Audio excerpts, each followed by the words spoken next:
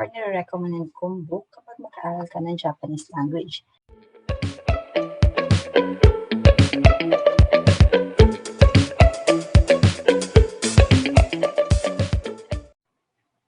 Hello mga guys! So for this video, I'll be sharing you kung bakit nga ba Minna no Nihongo yung usually na ina-advise ko or nire-recommend kong book kapag mag-aaral ka ng Japanese language. Number one is because yung Japanese language kasi is hindi siya ganun kadaling language na matutunan. Kaya mas maganda na yung gagamitin nating book is yung easy to use and also enjoyable to use for the student, also for the teacher. Also kasi yung Minna no Nihongo, interesting kasi siyang gamitin. Kaya yun yung ina-advise kong gamitin ng mga student ko. So yung learning materials kasi na Minna no Nihongo, consist siya ng mga main text, translation, and grammar text. Tapos kung yung nabili mo is yung original copy talaga niya or yung mismong book na Minna no Nihongo 1 and 2, meron kasi siyang kasama na CD na papakinggan mo. Doon sa CD na yon, nandun yung mga recorded voice ng mga Japanese native speaker and the vocabulary, also the sentence pattern and the example of those sentence conversation is recorded kasi siya dun sa files na or sa CD na yon. Kaya maganda na papakinggan mo siya kasi nga mapapamiliarize ka kung how the Japanese speaker use their language or how they pronounce those words. So, also kasi yung Minna no Nihongo kasi parang piniprepare niya yung student or yung beginner Japanese speaker to emphasis on listening and speaking Japanese na kung saan kahit wala dun yung how to write the hiragana and katakana, also the kanji, but the book itself has the hiragana or katakana and kanji and also the English translation. For the Tagalog, I don't think meron na silang Tagalog translation for the Minna no Nihongo. But for other country, they have Minna no Nihongo using their language. But as we Filipino, we know how to speak English naman so we can understand the English translation of the Minna no.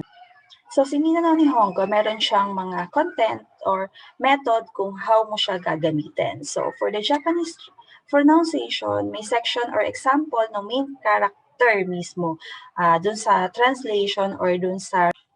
Kung hindi ka pa nakasubscribe sa channel ko, please click the subscribe button and the notification bell below para maging updated ka sa mga susunod kong i-upload na video. Recorded audio for the Japanese pronunciation of those words.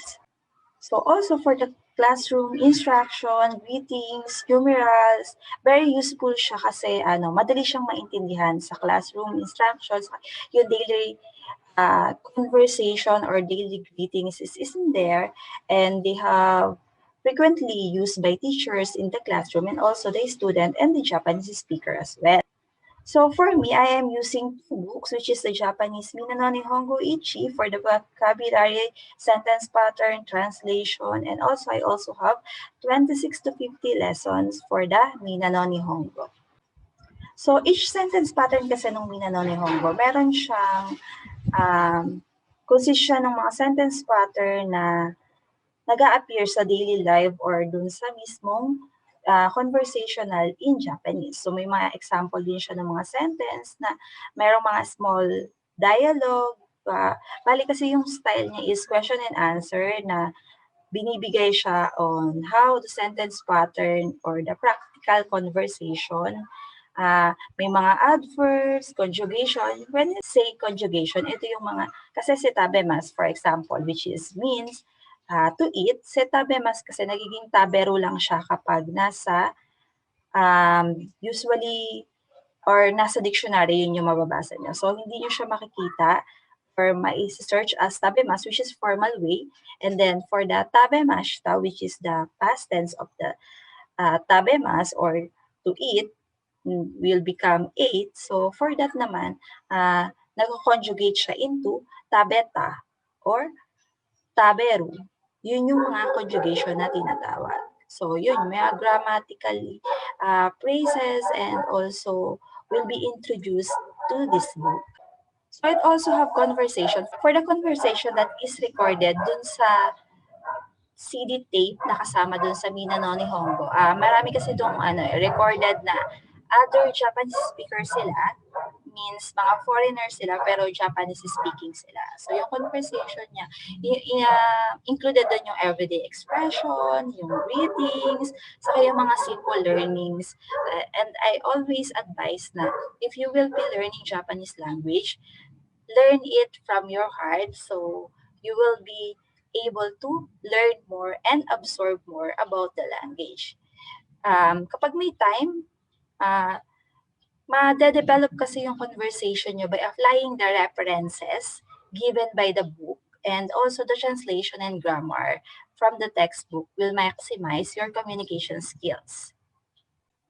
This book also includes drills. Yung mga drills nila is usually for mga 3 drills siya, like yung mga visually designed, yung mga chart style, kung paano mo siya sasagutan into charts, like for the lesson 1 and 2, it has a pictures and then what is the vocabulary for that, or what's for the conversation that is recorded dun sa CD tape na kasama dun sa Minna no Nihongo. Marami kasi dong recorded na other Japanese speakers sila, means mga foreigner sila pero Japanese speaking sila. So yung conversation niya, included doon yung everyday expression, yung readings, saka yung mga simple learnings.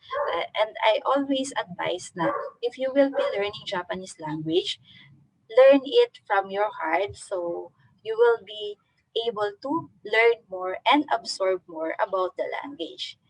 Kapag may time, ma-develop kasi yung conversation nyo by applying the references given by the book, and also the translation and grammar from the textbook will maximize your communication skills.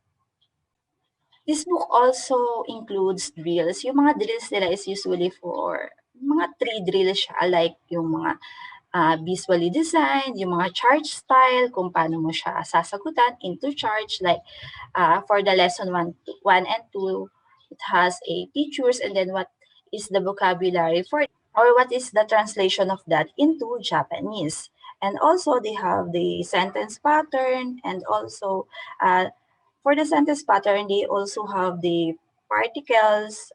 So maiintindihan nyo yun kapag natutunan nyo na si Japanese language. May part din sa kanya na nagbibigay siya nung discourse or style o show kung paano yung sentence patterns function niya mismo sa actual situation, and enhance the practical skills. By not simply just repeating kung ano yung sinabi ng teacher mo, but also yung repeat mo is alam mo sa sarili mo, naiintindihan mo, or you can substitute yourself dun sa mga conversational, or dun mismo, you can make your own substitution to enrich your content and develop your story. Or ikaw mismo, I want to go to Japan. So, you can put yourself in that sentence like, Nihon kitai desu. So, like that, ikaw mismo kasi is naka-involve ka na dun sa mga sentence pattern. So, meron din siyang mga practices like yung sa grammar, and also the listening. Doon sa listening part is, ng practice niya is divided siya into question, asking for personal answer. Kunwari, doko karakimashita ka? So, from what country ka nang galing, or saan ka nang galing? So, ikaw mismo, kapag tinanong ka in listening part, you can answer on your own kasi nga, naiintindihan mo na siya using the book of Minna no Nihongo. For the vocabulary kasi, very useful talaga siya. On my side, I memorize Minna no Nihongo 1 and 2, all the vocabulary before me going to Japan, kasi I want to use the language when I will be staying in Japan. That's why I really memorize those words, and also I'll be taking JLPT during that time. That's why mas motivated ako na pag-aralan si Japanese language and to memorize those vocabulary that I will be using when I went to Japan.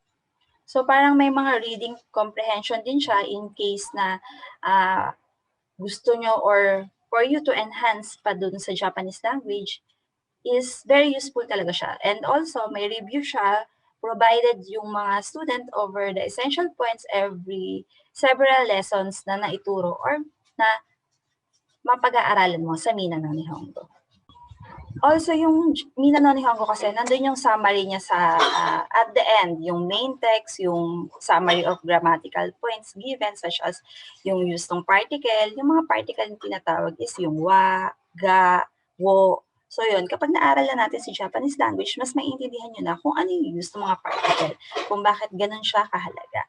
And also, appearing sa mga respective lessons kasi is mag-a-appear yung mga sentence pattern na maituturo sa inyo. So for the index naman, meron kasing part nung book na yon, which is the index. This includes yung classroom instructions, yung readings, and also the numerals, new vocabulary also, and the idiomatic expression used by the Japanese introduced in each lesson for the main text of Minna no Nihongo.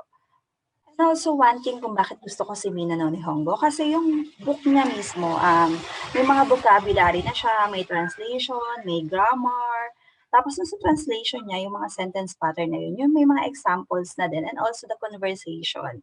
Yung mga words or yung mga vocabulary niya are very useful to the lesson and small piece of information for the Japan and as well as for the Japanese itself. So explanation are very essential, especially for the grammars and in the lessons or kapag nag-aaral na tayo ng Japanese language. So translation of the particles as well, those are very needed if you will be learning the language. So how to use the form, adverbs, expression, and yung mga various conjugation na katulad ng sinabi ko kanina will be found in the books of Minna no Nihongo. That's why I'll be very sure that if you will be using the Japanese Minna no Nihongo Ichi, I am really recommending this book for those who want to learn the Japanese language, even it's basic or who want an advanced Japanese language. I must say that you must try this book, and soon I will be teaching using this book, and I hope you will watch all the videos that I will be sharing with you. Kung hindi ka pa nakasubscribe sa channel ko, please click the subscribe button and the notification bell below para maging updated ka sa mga susunod kong i-upload na video, especially for learning the Japanese language using the Minna no Nihongo. Thank